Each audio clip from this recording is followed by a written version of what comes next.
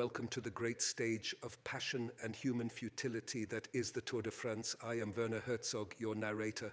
We begin with stage 16, with overproduced features and a cut to salamander farms. Already the American broadcasters reveal their lack of interest in a sport they do not fully understand, an apathy outstripped only by their impassivity to the audience dutifully consuming it. Beneath this crude pantomime, the race presses on. ᴄՂɁ Thomas Voelckler rides with the self-absorption of an underdisciplined child, sending a teammate who could provide tactical advantage in the final instead on a suicidal attack. 9 minutes down the road and half a world away, AG2R's Romain Bardet's inability to hold the GC group speaks further on the ephemeral substance of immature ambition. Tinkoff Saxo's Michael Rogers has known the sting both of the doper and of the doping controller. Cold experiences brooking no such illusions. He calls an easy bluff the late sortie of Voeckler's once-dropped teammate Cyril Gaultier and collects the stage winner's spoils. Stage 17, the Queen stage, another reference to the event's smouldering homoerotic undertones, masochistic even as Katusha, missing the break, begins exhausting their own riders to get leader Joaquin Rodriguez across. The gambit succeeds and Rodriguez's tilts against the Mountain Point's windmill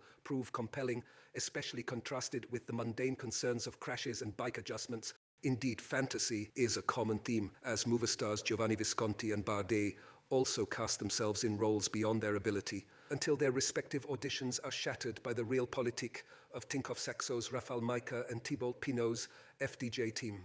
AG2R's spotlight falls instead on Jean-Christophe Perraud, who unhitches Visconti's second-place teammate Alejandro Valverde, before being the only rider to maintain the silent dialogue of Watts with race leader Vincenzo Nibali.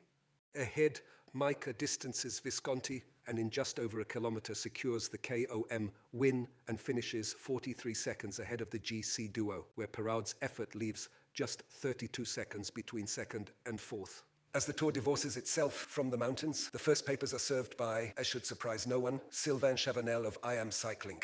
Even the teammate bond seems strained, with ‹µ【car's protected riders spurning repeated offers of support with the cool gaze of a jilted spouse. A lack of focus again betrays the broadcaster, but while Valverde banks on boredom, there is no breaking from Astana's unblinking stare. Indeed, even Lampre's Chris Horner is marked, forming an escape paradoxically both too far ahead and too far down to elicit a response. Only a theoretical mathematical threat to Majka's KOM lead restarts the racing. It seems at first mere scrapping for pride, as BMC's Tejay van Garderen is well off the podium, but a weakened Valverde makes him kingmaker in the race for second.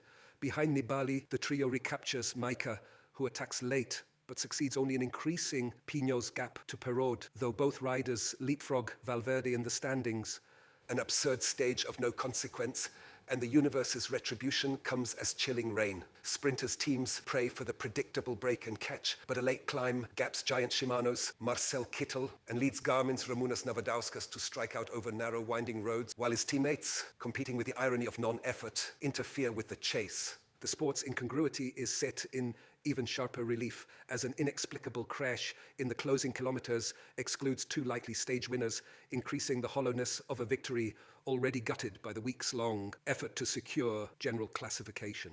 This is no race of truth. An hour of rolling between 100 and 200 meters is a victory as shallow as if I had filmed Fitzcarraldo without actually portaging a steamship through the Amazon. It decides the top finishers, even though Omega Pharma's Tony Martin won the stage half an hour before most of them set out. We can point to the usual differences, close calls, flats, but the results seemed almost arbitrary. Valverde looking technically competent, but finishing poorly. Jean-Christophe Perraud's mishap still not preventing him from overtaking Pinot in the overall. Conventional truths only seemed upheld by Leopold Koenig's steady technique, getting him past two shaky Belkin riders, with Nibali's fourth place still 2 minutes behind the winning time, a forgettable coda. In the denouement, we seek conclusions to storylines forged in the heat of climax, but the cold furnace of 2 weeks' domination yields poor steel. The photography is staged, and even the champagne sips are a charade, with actual celebration still 60 kilometers away. Trek Factory's Jens Voigt's solo is no doubt authentic, but as the fates hand-deliver real drama, the field is content to sweep it under the rug.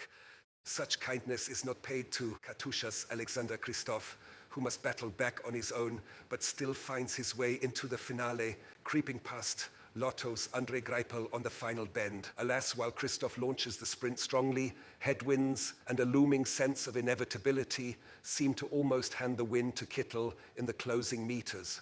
Well down in the field, but almost insultingly awarded the same time, Nibali officially wins the Tour, a bizarre capstone on the confused earthenwork that is the Tour de France.